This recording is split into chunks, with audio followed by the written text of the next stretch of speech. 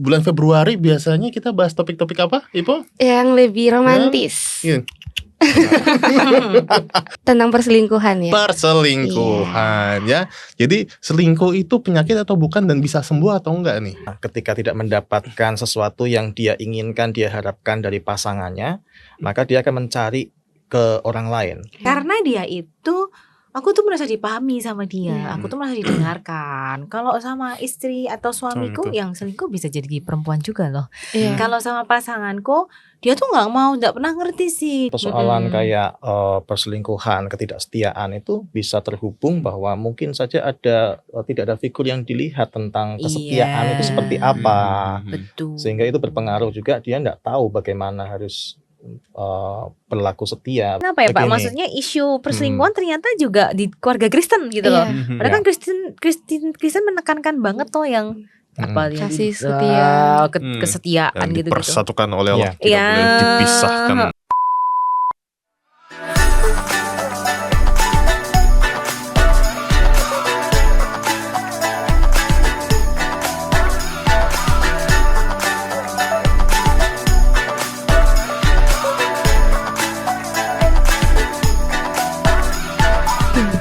Halo semuanya, welcome back to Pak Coy, podcast GKI Coyudan. Bersama dengan saya Leo. Ngomong apa sih? Bersama dengan saya Regi Leo. Dan saya Ipo.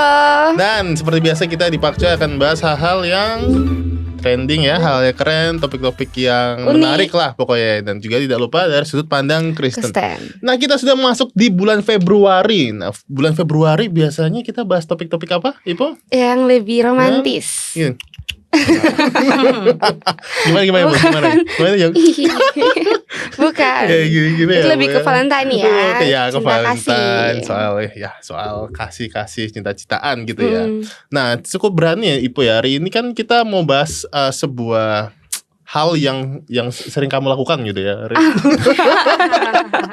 Sering aku lihat. Oh, sering kamu lihat, bukan kamu lakukan ya. Bukan dong. Oh iya.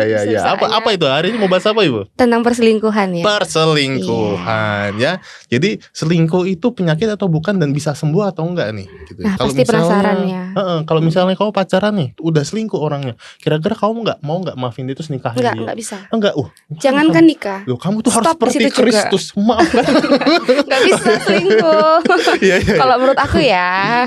Gitu ya. Oke. Daripada nanti ngawur kemana-mana ya, kita hari ini akan bicarakan dengan dua orang narasumber kita ya. Di sini ada yang pertama siapa Ipo? Pak Lukas. Tepuk tangan. Selamat datang Pak Lukas. Terima kasih. Lalu yang kedua ada siapa? Cik Nova. Tuh bunyi ya. Dan hari ini seperti yang dibilang ya, kita akan bahas soal perselingkuhan. Selingkuh itu bisa sembuh atau enggak, seperti itu. Nah, kita mau mulai awali dulu Pak ya, Bapak dan Ibu dan Cici ya, dengan sebuah video ya. Kita mau ngeliat video dulu nih. Bisa di-setelkan nih. Oh, ini komenin video gitu. Iya. Yes. Oke. Ya, jadi bagaimana menurut Ibu? Ya, apinya menyala.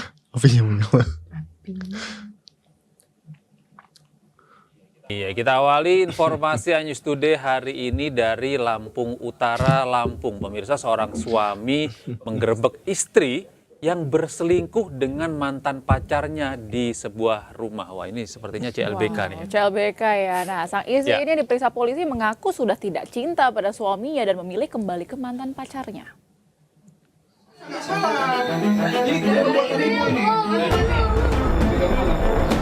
Satuan unit PPA Polres Lampung Utara mengamankan pasangan bukan suami istri di sebuah rumah kawasan Kota Bumi Selatan.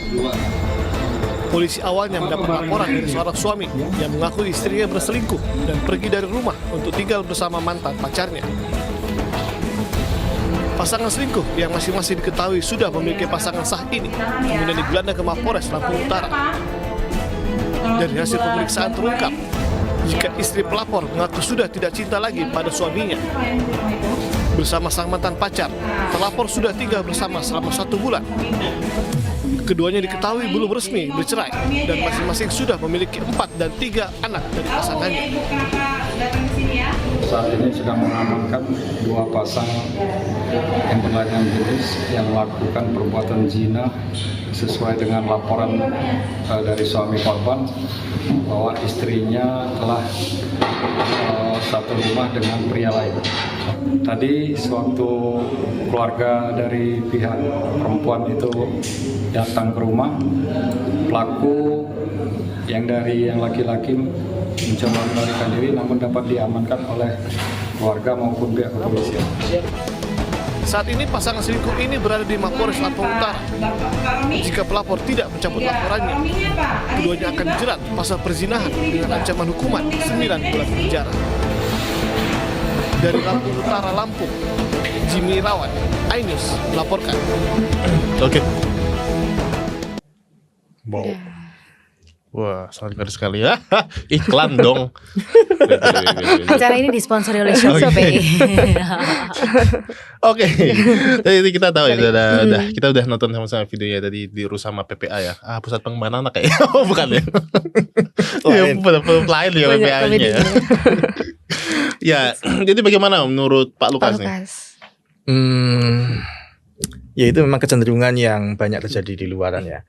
Kalau menurut saya itu penyebabnya sebetulnya lebih ke arah egoisme ya. Karena ketika tidak mendapatkan sesuatu yang dia inginkan, dia harapkan dari pasangannya, maka dia akan mencari ke orang lain. Dan dia tidak peduli akibat dari tindakannya itu apa. Tetapi yang terpenting saya merasa kebutuhan saya terpuaskan. Kebutuhan saya itu terpenuhi. Jadi perilaku perselingkuhan itu memang egois, lebih kepada pemenuhan kebutuhannya sendiri, keinginannya yang tidak didapat dari pasangannya. Masih berarti kayak narsis gitu ya. Iya. Mungkin gitu ya. Kalau Cinova, menurut Cinova gimana tadi berita tadi? Jadi itu karena natur kita manusia berdosa ya. Ini kebalik kayak ya. Enggak. Gimana? Cinova kan dari sisi psikologi yang Kristen. Ya, mungkin ya kurang lebihnya kalau secara global memang kebutuhan ya, balik lagi ke situ. Memang seperti Pak Lukas sudah katakan ya, rata-rata pelaku perselingkuhan itu pasti punya banyak banget alasannya kenapa dia melakukan itu gitu. Jadi kalau di breakdown, karena aku yaitu butuh dicintai, butuh dimengerti. Ya kan bisa jawabannya bukan ini bahasa yang lebih scientific kalau butuh aku butuh, tapi banyak karena dia itu, karena dia itu aku tuh merasa dipahami sama dia, aku tuh merasa didengarkan. Kalau sama istri atau suamiku yang selingkuh bisa jadi perempuan juga loh. Kalau sama pasanganku dia tuh nggak pernah ngerti sih, dia nggak pernah paham dia itu. Nah jadi kan jadi menyalahkan pasangannya, lalu sangat mengidealisasikan selingkuhannya gitu. Jadi balik lagi seperti Pak Lukas katakan, dia si selingkuhan itu memenuhi semua kebutuhanku secara kalimat yang kerennya kan begitu. Tapi itu biologisnya ke situ ya. Ya semua biologis dan emosional memang. Biasanya tidak hanya biologi, tidak hanya seksual saja, tetapi emosional gitu. Dan juga di banyak kasus memang karena ada kesempatan. Jadi begitu, kebutuhan dan kesempatan kalau mau secara garis besar.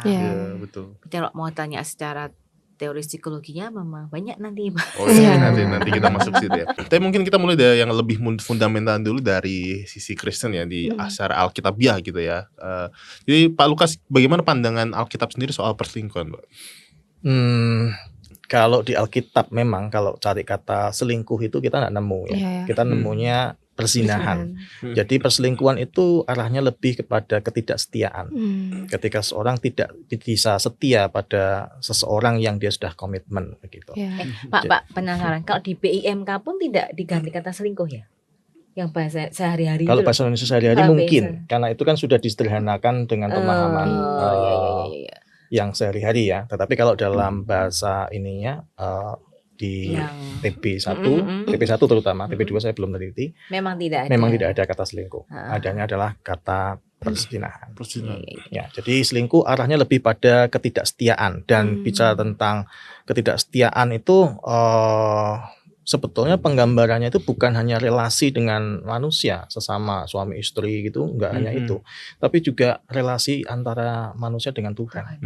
Jadi sebetulnya ketika seorang melakukan perselingkuhan tidak setia begitu, itu sebetulnya juga melukai hati Tuhan.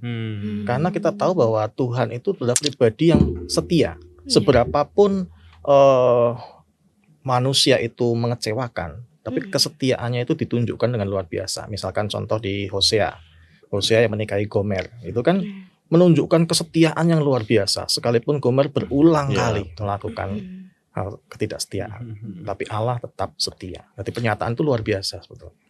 Berarti itu salah satu case di ketidaksetiaan sih ya, perselingkuhan ya. Tapi karena saya ini belum meneliti sih bahasa aslinya, tapi ketika misalnya Alkitab kita menggunakan kata perzinahan, tidak pakai perselingkuhan gitu ya. Apakah perselingkuhan berarti dalam Alkitab itu masih seperti kalau kamu ada kayak degree-nya gitu. Kalau kamu sudah dalam tahap perzinahan ya berarti kamu disebut selingkuh. Tapi kalau misalnya masih kayak kalau anak-anak sekarang, kalau sekarang kan pakai bahasa micro cheating. Iya, micro cheating ya. Masih sebentar Pak Lukas tahu nggak micro cheating? Tahu kan Bapak ya, micro cheating. Jadi sebetulnya sama. Kesetiaan itu juga suatu hal yang penting. Jadi bukan hanya soal perzinahan. Perzinahan itu buah dari perselingkuhan juga, dari ketidaksetiaan. Ketika orang tidak setia, itu buahnya bisa sampai kepada perzinahan. Jadi itu bisa terjadi dalam pernikahan maupun sebelum pernikahan, perzinahan ya. Tapi perselingkuhan itu bisa terjadi di duanya. Sama-sama gitu, bahayanya sama. Jadi kalau bicara tentang ketidaksetiaan itu apakah lebih rendah dari perzinahan? Enggak. Porsinya sama karena Tuhan itu setia. Begitu. Kalau perzinahan itu tindakan gitu nggak sih Pak? Kalau perselingkuhan itu bisa dari cuman kayak mikir atau yang itu mengingini milik sesamamu, itu pun sudah bentuk ketidaksetiaan ya. Betul. Mengingini berarti kamu sudah melakukan bahkan perzinahan. Kalau Tuhan Yesus bilang kan begitu. Barang siapa yang melihat cuma lihat aja, dia jatuh perzinahan. Tapi kalau perzinahan itu sudah pasti penuh dalam tindakan atau kalau kita mau ngomongin term ya. Bisa dalam bentuk sudah tindakan, bisa juga dalam pikiran. Kalau menurut standarnya Tuhan Yesus ya, standar Tuhan Yesus memikirkannya pun, membayangkannya sudah masuk. Itu perzinahan. Sudah berzina itu. Oke, Cik Nova nih mau nanya kalau soal kaget saya. Psikologi. Kaget Cik. Kalau dari pandangan psikologinya soal perselingkuhan tuh gimana sih Cik? Kalau akarnya sih semua kita sepakat ya Regi ya bahwa semuanya dimulai dari Freud. Itu dia Freud. Iya, kalau semua pemirsa Pak Coy, GKI Joydan, semuanya kemungkinan kenal ya, tahu ya, dengan semua pro kontranya. Memang tulisannya Freud, tapi kita bacanya Freud. Ini memang bapak psikologi ya, salah satu beliau mengemukakan teori psikoseksual sebenarnya. Jadi semua dimulai ketika kita masih bayi, guys. Memang ini semua pro kontra dalam perkembangannya, banyak sekali teori yang add-on atau teori yang enggak begitu kan. Lalu nanti ada teori behaviorisme yang diikuti dengan Erik Erikson dan sebagainya. Tetapi kalau kita ngomong perselingkuhan itu setiap saat itu kalau ke teori secara psikologi itu akarnya tuh selalu ke situ. Jadi masa perkembangannya kan dimulai dari baby itu kan masa apa? Oral ya. Kan masa oral itu 0 sampai 2 tahun. Lalu ada yang extend sampai 3 tahun. Bila itu ketika tidak terpuaskan, jadi yang lain-lainnya tuh jadi error. Perkembangan selanjutnya itu jadi nggak sequence gitu loh. Jadi memang hampir semua tatanan teori psikologi itu begitu. Kalau dari awalnya kayak stage 1-nya itu kamu failed. Jadi tapi kan kita umurnya kan linear, maju terus tuh. Meskipun kamu getting older secara umur chronological age-nya, tapi mental age-nya-mu itu nggak maju gitu loh. Jadi kamu maunya umur sudah 15, tetapi kalau stage-mu yang awal itu tidak berkembang dengan baik, pasti ada aja yang lag. Nah, memang secara garis besar begitu. Nah, kalau yang teori oral itu memang dari hisapan mulut ya. Makanya secara tumbuh kembang itu disarankan menyusui, karena itu bagus untuk perkembangan baby. Nah kalau itu tidak terpenuhi, yaitu nanti fase-fase berikutnya sangat mempengaruhi kondisi psikologisnya kita, perkembangannya. Nah sesuatu yang tidak terpenuhi itu kayak menetap gitu loh. Kalau secara teologi kayak longing itu apa ya, kayak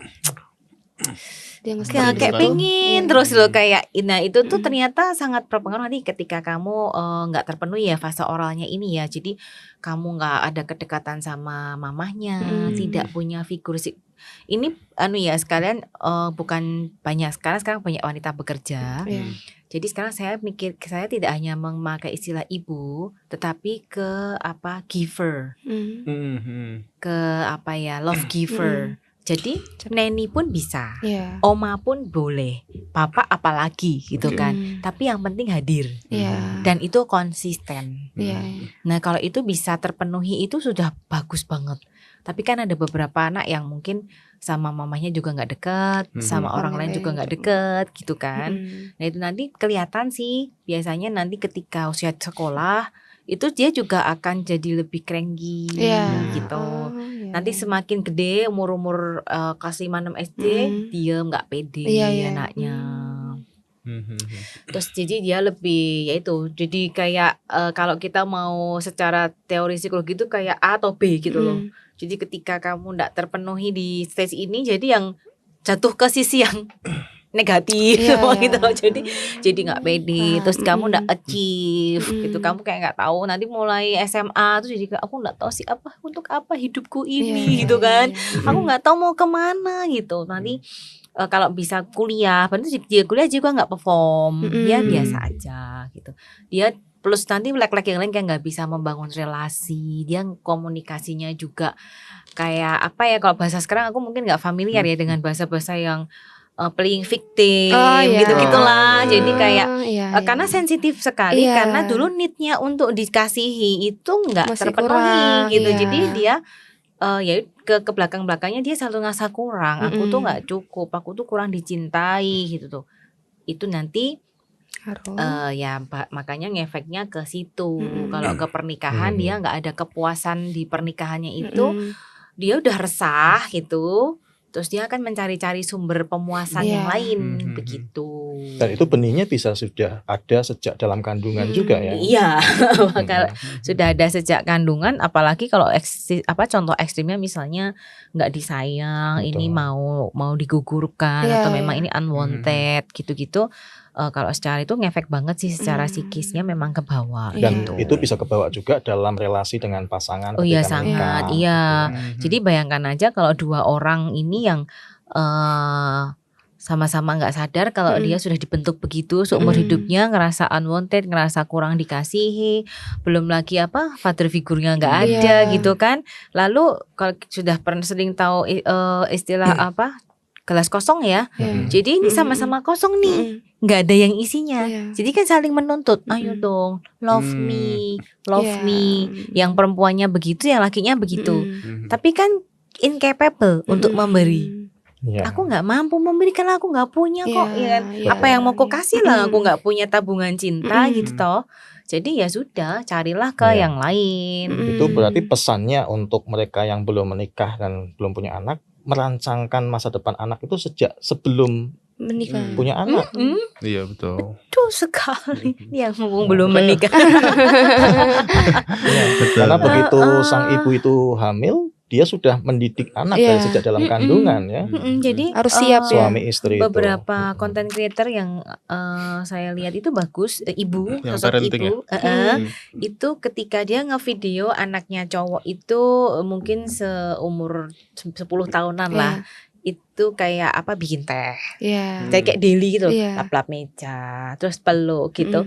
Terus message-nya adalah membesarkan anak laki-laki itu kamu mempersiapkan dia jadi suami. Ya sama membesarkan anak perempuan, kamu mempersiapkan dia sebagai istri gitu loh.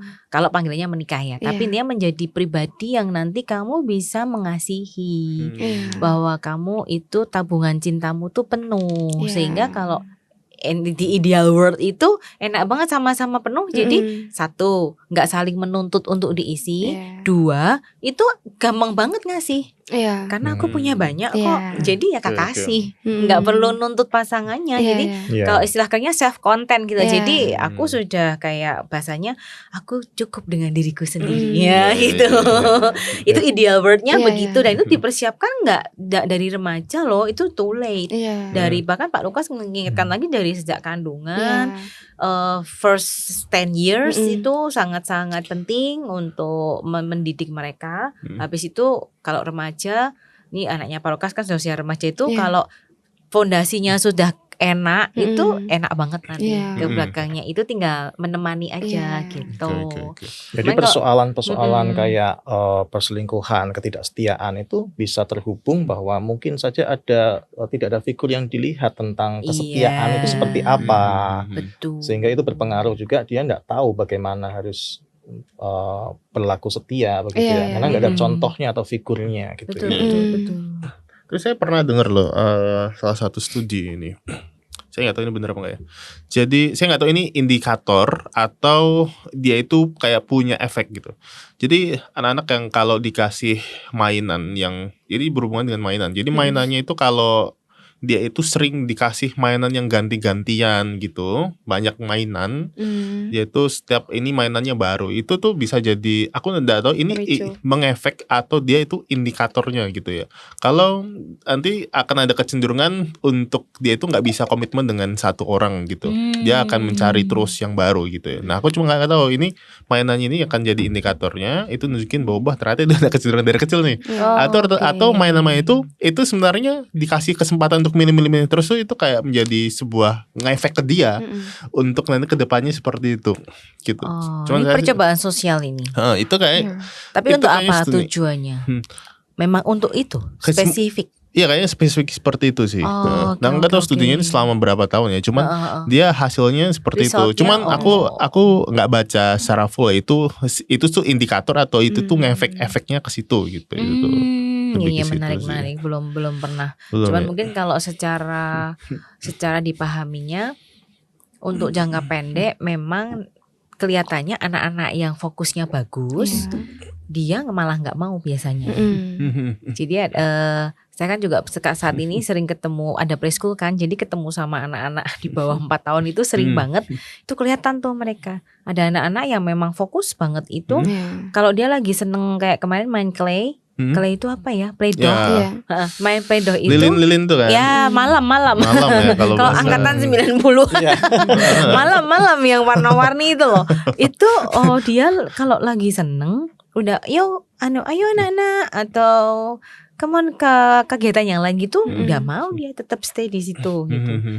Tapi di sisi yang lain, di spektrum yang lain memang ada anak-anak yang pegang ini ditaruh, pegang itu ditaruh gitu. Tapi kalau ini studinya yang saya kan juga mempelajari tentang anak kebutuhan khusus, itu memang hubungannya langsung dengan fokus sih. Jadi memang anak-anak yang lebih bisa fokus itu memang dia pengen sesuatu yang dia seneng dan dia harus kayak sampai selesai gitu.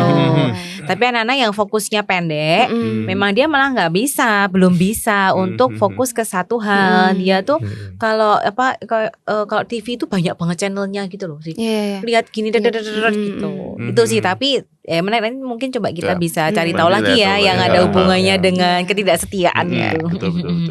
Karena memang untuk ini tidak bisa dari 1-2 bukti begitu ya. Karena manusia itu sangat kompleks kan. Betul. Sorry tadi tertarik sama Pak Lukas tadi yang enggak ada figur contoh tadi loh Pak. Tapi justru tadi saya kan mau mikirnya enggak ada figur contoh, kan kita ngomongnya di konteks keluarga Kristen ya Pak ya.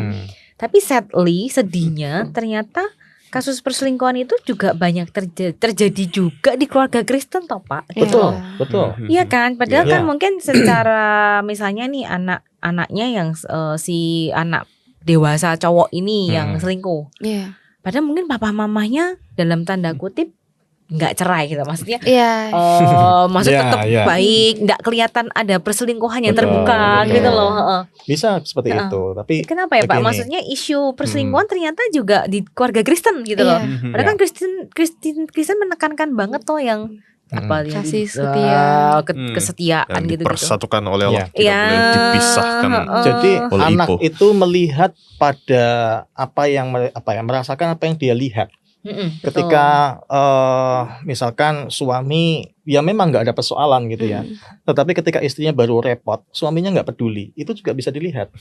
Oh gitu ya, jadi laki-laki itu memang misalkan begitu, sebagai anak laki-laki bisa bertumbuhnya begitu. Karena itu saya bilang kompleks sekali, tergantung kasusnya seperti apa. Jadi pertumbuhan anak ini manusia itu kan apa ya, hidup dari mencontoh. Ketika orang tuanya ngajak ngobrol, maka dia mencontoh kata-katanya, dia mencontoh cara bicaranya, nadanya tinggi atau rendah. Kalau kita dalam komunitas yang ngomongnya suaranya keras, ya suara keras itu nggak masalah. Tapi buat orang yang hidup dalam suasana lebih tenang, begitu dengar temennya ngomongnya keras, dikira marah-marah gitu ya. Jadi kompleks sekali memang. Tapi yang pasti bahwa ketika dia tidak melihat, tidak terbiasa dengan model kesetiaan yang langsung dia rasakan juga, mungkin bukan dari orang tuanya, bisa juga misalkan dia dibesarkan oleh pamannya gitu misalkan, dan dia melihat itu di keluarga pamannya, bisa terjadi karena itu kan kompleks sekali manusia. Ya, berarti memang tidak jaminan ya kalau di dalam keluarga Kristen itu berarti selingkuh proof. Iya. Itu ironis kan ya Pak. Jadi cuma ya itu ya, kalau ngomongin ideal yang harusnya seperti itu ya, kalau ngomongin ideal ya. Cuma yang terjadi kan tidak. Kenyataannya tidak begitu. PR-nya masih banyak ini karena memang saya kan ranahnya kerja banyaknya anaknya. Ke parenting, ke anak-anak pasangan muda gitu, karena ya itu tadi betul melihat betapa urgentnya ini gitu loh. Jadi lebih seneng ke pencegahan daripada ke nanti kan kalau sudah menikah Pak Lukas yang pusing nanti sudah menikah terus tiba-tiba mengajukan Pak nih mau cerai karena pasangannya selingkuh gitu ya Pak ya, itu fixingnya itu sudah waduh gitu kan, kasihan Pak pendeta Bu pendetanya ini gitu. Jadi saya mikir ini tetap kerjanya itu dari bawah, dari sejak muda pencegahan gitu loh. Kita sinergi nih. Dan namanya perselingkuhan itu lebih banyak sebetulnya perselingkuhan hati. Perselingkuhan hati. Hatinya sudah tidak setia. Nah, tadi kan ini konteksnya sama pasangan ya Pak? Ya, pasangan. Ini kan awalnya dari situ, tidak setia pada hati, kemudian ketemu sama yang mengingat dulu cocok nih sama yang ini, kembali CLBK itu ya. Jadi ada ketidaksetiaan itu muncul dari hati dulu, dan kemudian berbuah lagi sampai akhirnya kepada persinahan secara fisik. Hati itu ya. Jadi gimana tuh Pak cara kita menanggapi pasangan yang berselingkuh? Cara menanggapi pasangan yang berselingkuh ini cukup panjang. Gimana? Apalagi orang Kristen. Karena tentang kesetiaan gitu ya. Kalau dalam Keluaran 20:14 itu kan bilang jelas jangan berzinah, itu kan sudah jelas. Jadi kalau perzinahan itu termasuk bagian dari perselingkuhan, tapi perselingkuhan lebih luas lagi dari itu karena soal bicara tentang ketidaksetiaan gitu ya. Nah, kata jangan selingkuh itu bagaimana cara mencegahnya? Orang harus menyadari apa sih konsekuensinya dari perintah Tuhan ketika mengatakan jangan berzinah. Ya, janganlah kita tidak setia, kita harus menjadi pribadi yang setia. Ada konsekuensinya. Ibarat kalau misalkan kita bilang jangan nyentuh pagar listrik ya. Ya kalau disentuh bisa nggak? Ya bisa. Tapi kesetrum. Konsekuensinya bukan hanya tubuhnya sakit, kaget, tapi juga bisa meninggal. Nah, perselingkuhan punya konsekuensi yang besar. Ya. Ketika orang tidak menyadari bahwa itu sudah menjadi suatu hal yang Tuhan ingatkan di dalam firman Tuhan. Terutama dalam pernikahan ya, kalau saya lebih fokus kepada pernikahan. Matius 19 ayat 6 juga mengatakan demikian mereka bukan lagi dua melainkan satu, karena itu apa yang dipersatukan Allah tidak boleh diceraikan manusia. Jadi jelas tidak boleh, tapi bisa tidak terjadi, bisa. Itu kenyataan yang sangat pahit gitu ya, tetapi tidak boleh. Kenapa? Karena dibilang tidak boleh ada konsekuensinya. Jadi kalau misalkan ini botol tempelin pakai perekat yang sangat kuat, gitu, nempel kuat. Lalu dilepasin bisa enggak? Bisa, tapi pecah pasti. Ada yang rusak, ada yang pecah. Pasti enggak sempurna lagi. Seperti itu juga ketika ada persinahan, perselingkuhan, pasti akan timbul luka-luka dalam kehidupan nikahan. Jadi konsekuensi tegas, upah dosa maut misalkan. Sudah jelas. Yang mati apanya? Hati nuraninya. Karena orang kalau berselingkuh itu kadarnya pertama tuh cuman coba-cobalah gitu ya. Lama-lama nyaman. Oh enggak ketahuan kok. lama-lama ketahuan pun nggak apa-apa.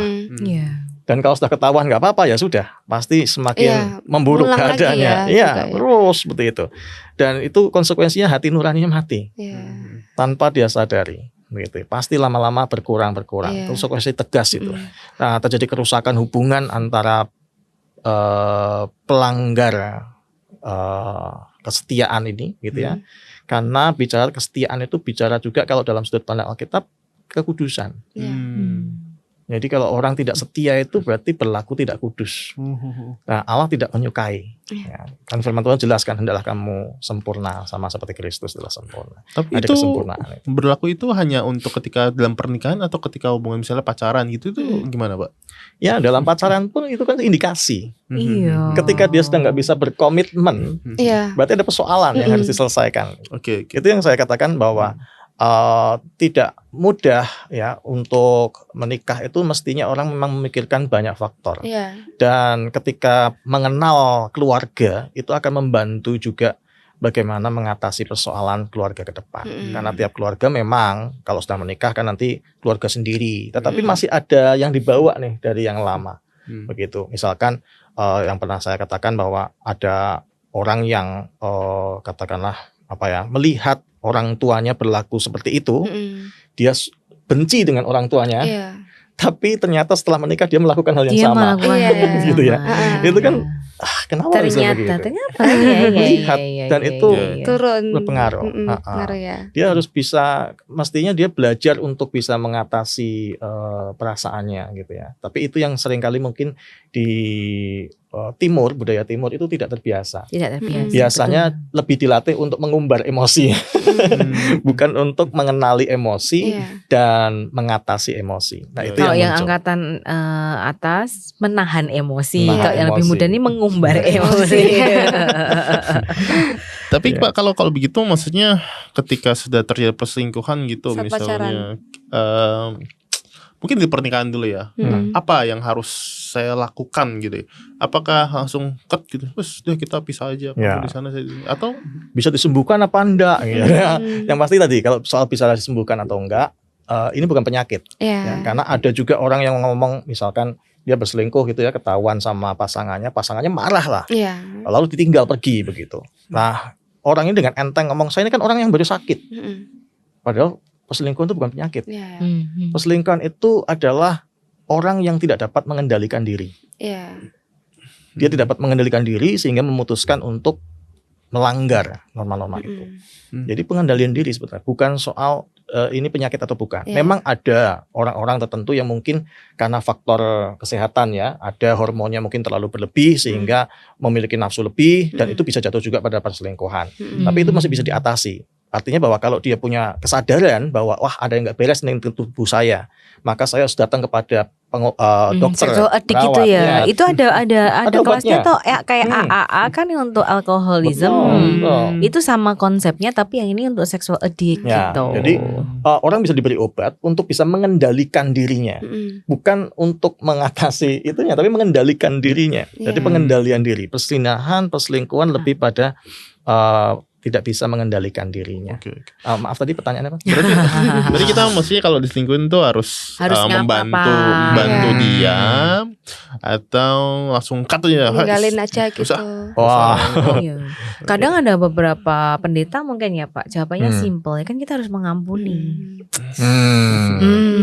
Itu satu faktor yang sangat berat ya. Maksudnya memang gini, pesan saya gini.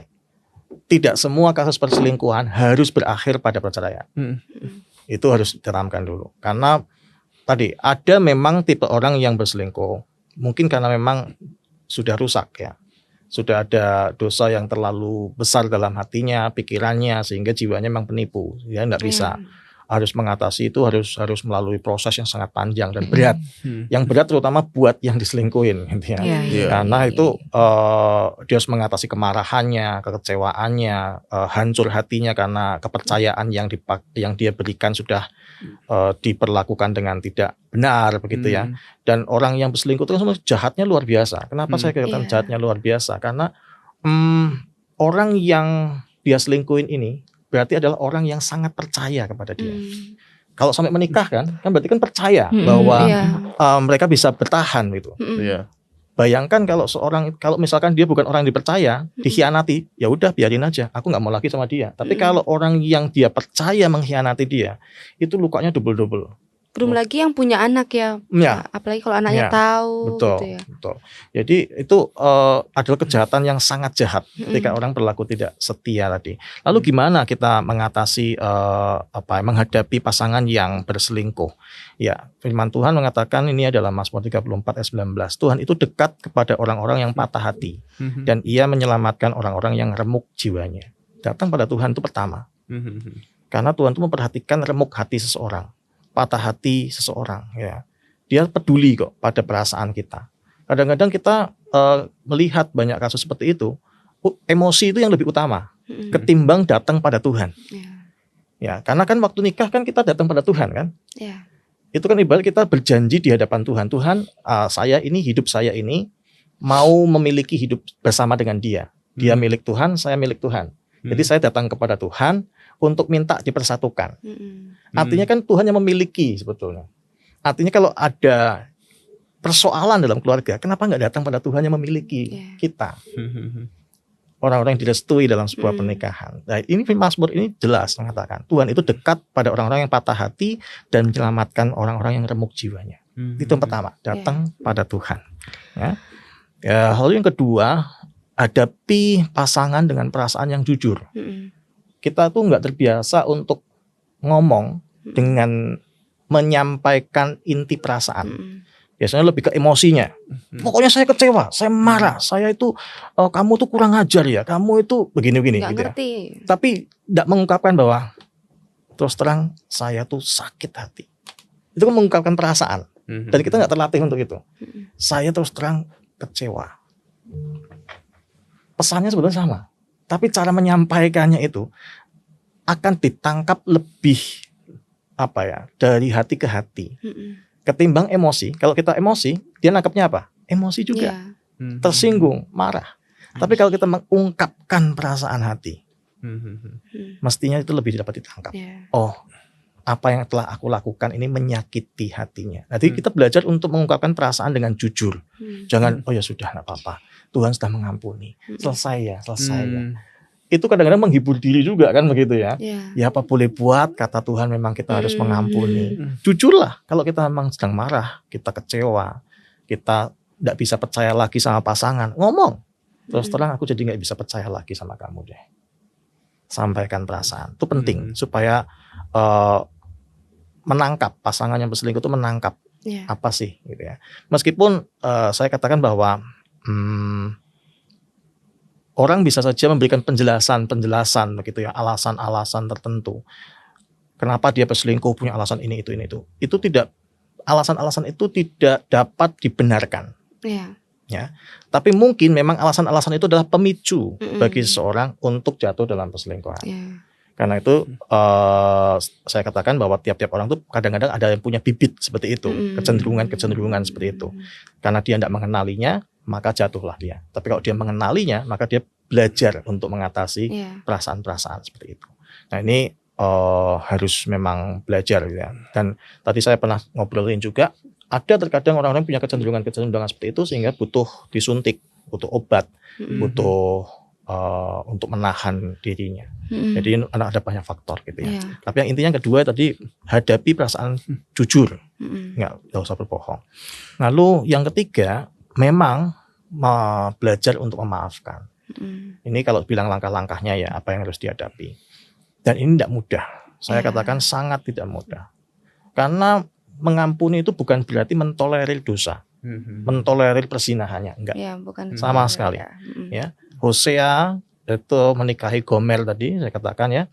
Hosea tetap setia pada Gomer untuk memberikan gambaran Tuhan itu setia kepada umat. Jadi Tuhan itu mengampuni enggak? Mengampuni. Tapi kadang-kadang juga Tuhan menghukum sebelum ia mengampuni. Menghukum bukan untuk membinasakan, tapi untuk jadi pelajaran juga. Jadi memaafkan penting, tapi bukan berarti mentolerir dosa. Ya sudahlah, nggak apa-apa lah gitu ya. Itu kan melukai diri sendiri sebetulnya tanpa dia sadari. Lalu ingatkan konsekuensi. Kalau ada pasangan seperti ini, ingatkan konsekuensi untuk hidup dalam pertobatan. Kasus Daud, Batseba misalkan, 2 Samuel 11. Itu kan jelas bahwa ada konsekuensi dari perzinahan. Daud harus mengalami duka cita besar karena anak pertama dari Batseba mati, begitu ya. Dan dia harus mengalami keluarga yang berantakan. Amnon memperkosa adiknya sendiri, Tamar, adik dari beda ibu, begitu ya. Lalu ada pembunuhan, Absalom membunuh Amnon, lalu ada perebutan kekuasaan kemudian, gitu ya.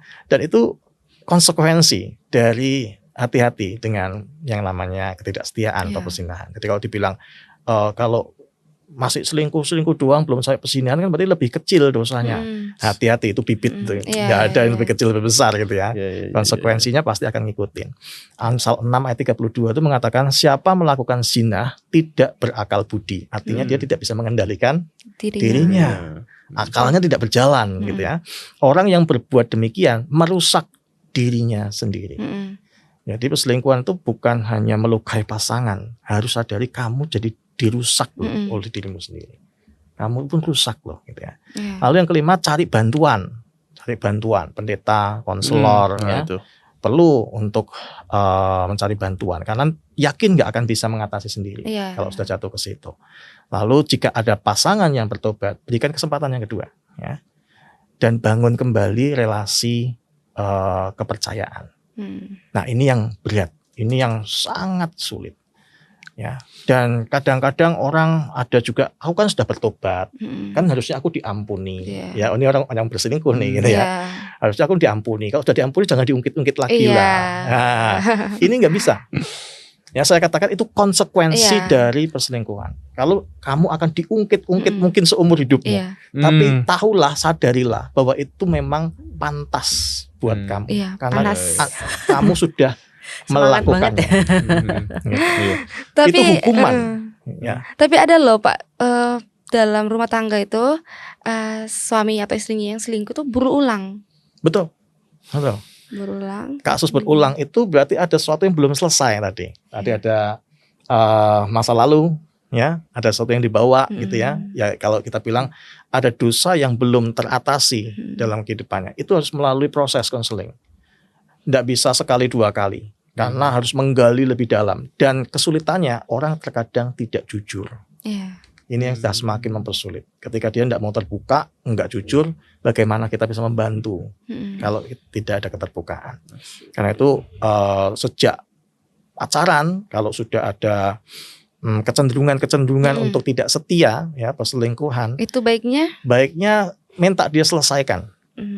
Datanglah konselor, datanglah ke pendeta, ya, bukan kalau ke pendeta pasti bukan untuk ditengking gitu ya, tetapi supaya disadarkan kembali untuk melihat ke masa lalu juga untuk menyelesaikannya sehingga dia bisa mengendalikan dirinya ketika kecenderungan itu ada, karena kecenderungan itu nggak mungkin hilang, tetapi bisa diatasi kalau orang sadar. Dan kalau yang masih pacaran, kalau saya pribadi ya, kesempatan untuk pergi itu masih sangat besar. Jadi jangan savior syndrome Jadi kalau tahu ini pasanganku ada kecenderungan itu, sudah baik hati, dikasih kesempatan, di refer konselor lah, ke psikolog lah, tapi kok ternyata kok masih sama aja ya sudah dadah bye-bye gitu loh. Jadi jangan berpikir siapa tahu nanti kalau dengan sama aku, kan dia akan berubah gitu ya. Iya, dan tadi yang diungkapkan Pak Lukas tadi semuanya itu tentunya sangat-sangat benar caranya untuk mengatasi perselingkuhan. Tapi pemirsa, itu bisa terjadi kalau ke pasangan ini punya skill untuk mengkomunikasikan bahwa aku tuh tersakiti loh, bahwa kamu apa yang kamu perbuat itu jahat, bahwa ayo kita cari bantuan ini gitu. Tapi kalau dari yang fakta di lapangan selama ini mungkin yang bisa melakukan ini sementara ini hanya 1% dari yang berselingkuh gitu loh. Saya juga sempat mendampingi memang ini pasangan Kristen yang aktif ke gereja tapi bukan jemaat Cayudan ya.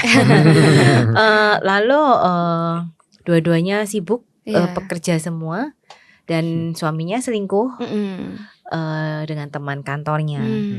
Dan kalau di runut-runut juga alasannya yaitu tadi lah, karena yang teman kantornya ini lebih capable lah menurut dia dari segi banyak hal. Tapi ya saya melihat tadi efek-efeknya itu yang disebutkan Pak Lukas itu, trustnya hilang. Habis itu mereka berdua karena saya lihat cukup mature ya, mengakui ketika sudah jatuh, si suaminya mengakui, lalu mereka ke konselor, ke pendeta, terus ya bilang istrinya sudah memaafkan gitu-gitu. Memang tapi itu ya balik lagi butuh proses yang sangat panjang. Karena trust itu kalau kita sering ya kayak dapat ilustrasi itu loh, kertas atau kayu yang dipukul sama paku. Jadi waktu disakiti kan waktu minta maaf dicabut tuh. Tapi kan ada lubangnya. Nah itu untuk menghilangkan bekasnya itu loh. Jadi saya tanya sama setelah itu kejadiannya mungkin sudah kira-kira 5 tahun sebelum pandemian ya. Saya kan masih kontaknya sama pihak perempuan. Ketika saya tanya ya sama korban itu tetap ya itu ngerasa berat untuk itu loh, trustnya itu loh. Jadi keinginan untuk ngecek handphone itu masih besar gitu dan loh. butuh validasi setiap saat ya. Gitu. Jadi karena di lapangan juga sedikit sekali pelaku itu yang mau ngaku, minta maaf, lalu bersama-sama minta bantuan. Itu sedikit banget gitu loh. Jadi yang dilakukan ya mencegah lagi. Jadi kayak saya sama Andri bilang ini loh konsekuensinya kalau selingkuh secara teori sudah tahu ya, tapi kita harus benar-benar hati-hati loh, karena kalau sudah jatuh, wah itu kalau kami ngomong kayak no turning back gitu loh, effort banget untuk bener-bener balik ke relasi kayak before gitu, kayak semua before. Semua berubah. Meskipun yang diungkapkan tadi ya secara Kristen harus dilakukan, diusahakan. Kalau sampai ada yang jatuh ya itu semua effortnya itu kayak harapannya kan jangan sampai langsung cerai gitu ya Pak ya. Tetapi sekarang gambar bayangkanlah teman-teman mau toh kalian itu melalui perjalanan yang sangat berat itu. Jadi memang makanya harus mengenali nih baik yang sudah menikah maupun yang belum. Apa nih kebutuhanku? Nanti di Bina Pranikah biasanya ada tuh kebutuhanmu yang paling besar itu apa? Need of apa? Need kan banyak tuh teori kebutuhan. Kamu butuhnya apa? Butuh divalidasi, kamu tuh butuh dicintai, kamu tuh butuh dihormati, kamu tuh butuh pengakuan, achievement. Itu kan nanti ada tesnya sebenarnya. Tes kebutuhannya apa? Nah, kalau pasangan saling tahu yang misalnya nanti istrinya lagi ya. Aku tahu lagi itu seneng banget itu diakui ketika diskusi, didengarkan, kan mengenali tuh. Sebagai orang yang mencintai kan berusaha ya memenuhi itu gitu kan. Sebaliknya dengan calon istrinya lagi misal dia itu kebutuhan utamanya apa? Disayang, di physical touch, yang bahasa kasih ya Pak ya. Itu kan kita sebagai pasangan berusaha memenuhi kan. Ya itu kan harus dikerjakan setiap saat, setiap waktu gitu loh. Dan terkadang kalau namanya pasangan nggak perlu malu ya untuk menyampaikan. Betul. Oh saya suka loh kalau kamu melakukan aku begitu. Kamu menghargai aku seneng loh. Sampaikan aja gitu, terbukaan. Dan ya dengan keluarga nih Pak Lukas cerita barusan Pak, yang kemarin Pak Lukas cerita saya juga baca di Instagram persis yang Pak Lukas ceritakan. Jadi dia cerita dari pihak perempuan nih, tapi masih pacaran.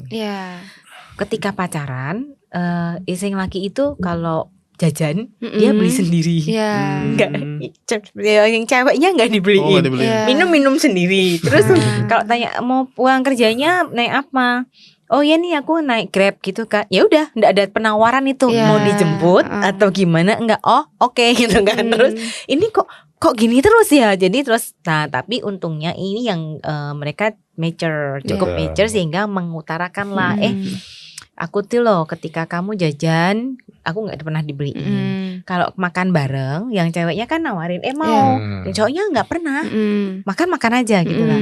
Nah ternyata tuh lihat dari papanya, si cowoknya akhirnya mikir, dia mau mendengarkan masukan. Oh gitu ya, susah dipikir-pikir. Oh karena selama ini aku lihat papaku ke mamaku tuh begitu. Jadi nggak punya skill nih gitu. Nah, itu juga pentingnya nanti kalau pacaran apa perlu sampai benar-benar dibahas dari background keluarganya ya Pak ya. Jadi bisa saling tahu nih yang perlu kita kerjakan bareng yang mana nih bagiannya gitu loh. Supaya nggak terlanjur. Berarti emang harus kenali pasangan itu dari pacaran dulu ya. Soalnya ada beberapa orang itu yang bilang kalau dari pacaran tuh kalau pasangannya selingkuh tuh ya udah nggak usah diseriusin banget gitu loh. Kan belum pernikahan. Nah, padahal kan itu kan bisa micu ya, apalagi dari pacaran dulu ke pernikahan ya. Maksudnya nggak perlu diseriusin banget tuh. Jadi kayak kita tuh nggak usah marah, nggak usah marah hanya karena selingkuh kan nanti kalau udah nikah kan dia pasti bisa komitmen gitu. Belum tentu. Nah itu tuh sering jadi perdebatan sebenarnya. Di kalangan muda itu terjadi. Kayaknya relate banget sama kamu Ipo. Ada apa ya? Aku tim penengah. Tim penengah.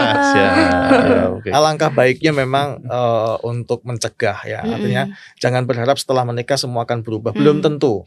Ya. Kalau misalkan itu sebagai sebuah peringatan kita ngomong sama pasangan yang punya kecenderungan seperti itu gitu ya. Kamu harus hati-hati, kamu selesaikan dirimu. Terus kita pergi nggak masalah karena memang belum menikah. Ada kesempatan untuk lari. Karena kalau sudah menikah harus tahu jalannya berarti di depan berat. Betul. Gitu. Iya konsekuensinya itu loh tadi loh. Terus kalau misalnya ada orang dengan kecenderungan berselingkuh, misalnya Ipo tuh kecenderungan Ipo lagi, misalnya gitu ya. Don't take it personally ya. Terus menyadari gitu ya, dia menyadari kok aku cenderungan gini ya. Terus ada nggak treatment untuk dia kayak gitu yang bisa mungkin dia takut atau dia minta tolong orang lain untuk lakukan ke dia seperti itu? Ada nggak treatment seperti itu ya untuk supaya dia itu kayak memutus seperti itu? Treatment psikologi nih. Ya boleh. Kalau pakai prinsipnya alcohol anonism itu sama sih sebenarnya bagus. Nanti coba kita baca. Nanti kan biasanya ada serenity prayer gitu. Sama kalau first step untuk menyadari bahwa ada kecenderungan selingkuh itu sudah bagus. Yang pertama kan sadar dulu karena beberapa orang nggak sadar tuh gitu. Ya berarti nanti habis itu diperdalam lagi. Dia minta tolong kan kalau biasanya bukan tipe yang bisa mendigging self sendiri, bisa ke konselor gitu kan, ke psikolog. Oke, aku tahu terus nanti di list tuh. Aku biasanya bakal lebih seneng sama cowok, kalau Ipo ya kasusnya ya, sama cowok yang kayak apa nih. Jadi kamu tuh ketertarikannya tuh kemana nih? Ke cowok dengan tipe apa? Nanti biasanya ketahuan Po. Gitu ketahuan. Siap Ci. Iya. Aku tuh ternyata lebih tertarik sama cowok yang A B C D. Saya juga bisa ngecek diri saya sendiri. Bisa. Saya suka cowok yang seperti apa itu. Cewek. Cewek. Ada Pak Lukas. Tolong dicatat. Bukan pengakuan dosa kan? Ini berlaku untuk semua loh ya yang sudah menikah. Kalau kita mau jujur, mungkin ada beberapa dari kita yang kadang tuh saya sama Kwandik bikin game nih. Misalnya nih kalau di gereja, ya konteksnya gereja ya, kami berdua sama-sama aktif. Saya tanya sama dia, sukanya mancing. Kalau cewek siapa sih yang kira-kira bakal menarik perhatianmu? Nah terus dia bilang, aduh ini pertanyaan jebakan Batman banget. Dia milih tidak menjawab gitu loh. Tapi ini sebenarnya untuk sama-sama kami berdua saling encourage gitu loh. Jadi ada nggak ini? Jadi kami secara berkala ngomongin ini. Jadi kalau dengan begitu, kalau nggak ada sama sekali, karena yaitu kami berkomitmen jaga hati tadi ya Pak. Karena kalau hatinya sudah terbuka untuk kesempatan itu tuh, wah setannya bersorak-sorak itu. Langsung godaannya tuh banyak banget gitu kan. Jadi itu yang di list, aku kecenderungannya kemana nih? Kalau mau naksir loh ya, sudah mulai naksir sama yang bukan pasangan, nanti terus ketahuan ya udah berarti dijauhkan dari itu. Aku harus menjauhkan kayak sama Yusuf ya Pak ya. Larilah dari situ. Berarti ngomong ke pasangan, pacar misalnya, oh ya ini aku ada kecenderungan ini, aku sudah minta tolong jagain, ingetin, dan harusnya menjauhkan diri dari tipe-tipe orang seperti itu. Sosial medianya diblokir lah, apapun itulah. Maksudnya banyak strategi yang bisa dilakukan sih. Tapi yang pertama betul harus sadar dulu. Sadar diri dulu ya. Jadi proses yang lama kalau ngurusin yang seperti itu. Udah 50 menit ini. Oh ya? Gak ngomongin selingkuh ya, seru makanya ngomongin ini bisa bisa tinggal lebih dalam lagi ya, nggak bisa habis dia. Apalagi ada Ipo tanya semua. Gimana nih? Cara mengatasi perselingkuhan masih belum ya kita ya. Apa ya tadi? Cara mengatasi belum ya? Ngatasi tadi sudah ya, mencegah tadi. Oh, sudah pencegahan. sedikit Kalau sih. mengatasi perselingkuhan dalam keluarga, mungkin ini ya ada beberapa tips juga sih. Keluarga yang sudah menikah begitu, untuk mencegah terjadinya ada perselingkuhan seperti itu, yang pertama perlu membangun relasi yang intim dengan pasangan, bangun terus chemistry seperti tadi pakaian ganti pingin bareng sama gitu ya, itu kan membangun chemistry, ngedate berdua aja, nggak ngajak anaknya. Jangan biarkan kesibukan kita, pekerjaan kita itu membuat kita tidak punya waktu untuk membangun emosi bersama dengan pasangan. Karena keintiman itu ada keintiman emosional, keintiman secara fisik, namun juga ada keintiman secara spiritual. Dan itu penting untuk membangun, karena itu kan disarankan untuk membangun keluarga, persekutuan keluarga, mesbah keluarga. Itu sebagai bentuk keintiman secara spiritual. Dan itu akan sangat mendidik anak juga ketika kita membicarakan tentang iman kita pada anak-anak gitu ya. Lalu yang kedua, bangun komunikasi yang sehat. Tadi disampaikan juga, terbuka, jujur, bersedia untuk mendengarkan juga, karena kadang-kadang memang mendengarkan itu berat, terutama kalau pasangan kita tidak pandai dalam mengungkapkan perasaan, dia lebih kepada emosi. Tapi kalau kita lihat pasangan kita emosi, berarti dia agak tidak bisa mengendalikan pengendalian dirinya kurang begitu ya, sehingga tidak bisa mengungkapkan dengan baik. Maka kita jangan menangkap pada emosinya, tetapi nangkap pesannya apa sih? Nah itu latihan tuh, perlu latihan. Pesan utama, dia berlatih untuk menyampaikan perasaan dengan tepat, berlatih untuk mendengarkan dengan tepat. Ya, tadi berusahalah, belajarlah, karena itu saya juga, kami di Bina Pernikahan selalu ngomong ya, latihan komunikasi. Saya marah ketika kamu begini. Namanya eye communication. Saya bangga ketika kamu begini, gitu ya. Lalu ketika membangun kepercayaan melalui keterbukaan. Jadi handphone, ya kalau bagi saya itu penting sih, untuk terbuka juga pada medsos begitu ya, terbuka kepada siapa kita berrelasi, itu siapa sih? Oh ini temanku, oh ini dulu mantan pacar misalkan gitu ya, terbuka karena itu. Oh jadi Pak Lukas punya mantan pacar berapa? Misalkan begitu ya, karena itu penting untuk membangun percaya. Oh berarti kalau pasangan saya menceritakan dia punya mantan pacar, berarti dia percaya. Kalau mempercayakan ceritanya, masa lalunya juga kepada kita, kepada saya, begitu. Itu membangun trust, dan itu penting, ya. Lalu yang keempat juga membangun komitmen. Komitmen itu artinya ketika sudah menikah, menentukan komitmen, hindari godaan. Tadi lari, ya Yusuf kasusnya, lari, jangan ya sudahlah, ini baru TTM lah ya, masa-masa teman-teman mesra, enggak masalah lah. Ini kan kita enggak akan lari kemana-mana kok. Hati-hati ya, itu sama aja kita di reuni-reuni itu ya Pak. Makanya bisa kan kesana kecenderungannya. Agak hati-hati itu. Lalu transparansi tadi, dan ingat pada janji pernikahan. Ini penting sekali. Janji pernikahan. Lalu yang kelima, panjang ini ya. Bijaksanalah dalam mengatasi konflik. Konflik itu jangan ditunda-tunda untuk diselesaikan. Nanti kan sudah tenang sendiri, tapi belum selesai loh. Harus diselesaikan. Jadi konflik itu untuk mencegah terjadinya perselingkuhan, itu konflik harus diselesaikan dengan cara yang bijaksana. Ya. Lalu ada prinsip juga untuk terus bertumbuh dalam cintamu. Kan seperti tanaman, kalau dia nggak tumbuh, dia akan kering, layu, mati. Jadi pacaran itu tetap harus jalan terus. Memelihara cinta, meskipun sudah menikah harus pacaran. Karena Tuhan pun memelihara cintanya terus menerus, bahkan sampai puncaknya pada Tuhan Yesus. Dan yang terakhir itu, belajarlah untuk terus mengendalikan diri. Poin utamanya ini. Ini penting sekali. Bahwa Yesus itu mengendalikan dirinya dengan luar biasa. Bayangkan dia menderita di kayu salib, dia dikhianati, penderitaannya bukan hanya fisik ya, tetapi juga secara mental.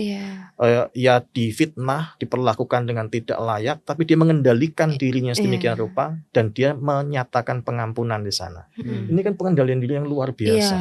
Kalau kita biasanya kecewa sedikit aja marah-marah luar biasa, apalagi diperlakukan dengan seperti ini. Jadi kita belajar seperti Yesus, berarti belajar juga untuk mengendalikan diri kita. Itu sih beberapa 7 ya tips. Pak ya. 7. Nanti bisa kirimkan jawabannya ke apa 7 tips untuk mengatasi perselingkuhan dalam keluarga. Coba tahu kalian yang punya punya pengalaman Maksudnya melihat orang yang selingkuh atau diselingkuhin atau selingkuh. Mungkin bisa cerita sedikit dari komentar kan. Berarti memang YouTube-nya kan nggak usah ada. Basicnya harus kuat ya Pak ya. Balik lagi basic apa pondasi relasi ya. Iya, sama jelas sedikit cerita sebentar lagi sedikit lagi kayak suami kan bangun rumah itu bener banget loh. Suatu saat waktu mau merubuhkan bangunannya itu ternyata Pak tukang tuh kan saya ngobrol ternyata lebih beda-beda loh. Dipikirnya kita kan menghancurkan itu lebih gampang daripada membangun, betul. Membangun relasi, saya kan secara waktu lihat iya membangun tuh berat, lama banget, tapi ngancurinnya kok cepet ya rasanya pakai peto tuh judok tuh hancur. Waktu saya merefleksi, oh iya kayak membangun relasi itu harus lama, tapi menghancurkannya tuh cepet, makanya hati-hati jangan sampai ke perselingkuhan. Tetapi fun fact-nya adalah si bapak tukang ini berkata bahwa ternyata pengalamannya beliau menghancurkan bangunan lama itu beda-beda. Tergantung fondasinya itu. Jadi ternyata tidak semudah itu semua loh. Kalau ada beberapa rumah, terutama katanya rumah-rumah tua, itu kan tembok-temboknya itu lebih kuat-kuat itu katanya lebih capek banget Mbak. Gak gampang ngancurinnya itu gitu loh. Dibandingkan dengan misalnya perumahan subsidi pemerintah gitu ya, itu kan gampang banget kayak mau sekali pukul aja remuk gitu. Tapi yang ini tuh bener-bener effort. Jadi waktu itu saya oh ya juga ya. Jadi memang kalau pondasinya relasi itu dikuatin dengan yang 7 step tadi, kemungkinan itu lebih mempersulit ya Pak untuk dihancurkan begitu. Oh, Oke, thank you. Kayaknya kayak saya harus stop dulu karena kalau enggak mungkin ada episode 2 nanti. bisa jadi ya. Jadi terima kasih Pak Lukas dan juga Cinova. Terima kasih. Sama-sama. Hari ini pembahasan kita hari ini seru sekali dan sangat relate sekali. Untuk Ipo. Gak buat kita berdua dan juga untuk kita semua para penonton ya. Kalau gitu itu saja ya. Sekian Pak Coy episode kita hari ini. Saya Regilio dan saya Ipo. Kami pamit undur diri dan kita akan bertemu di episode selanjutnya. Sampai jumpa. Tuhan berkati.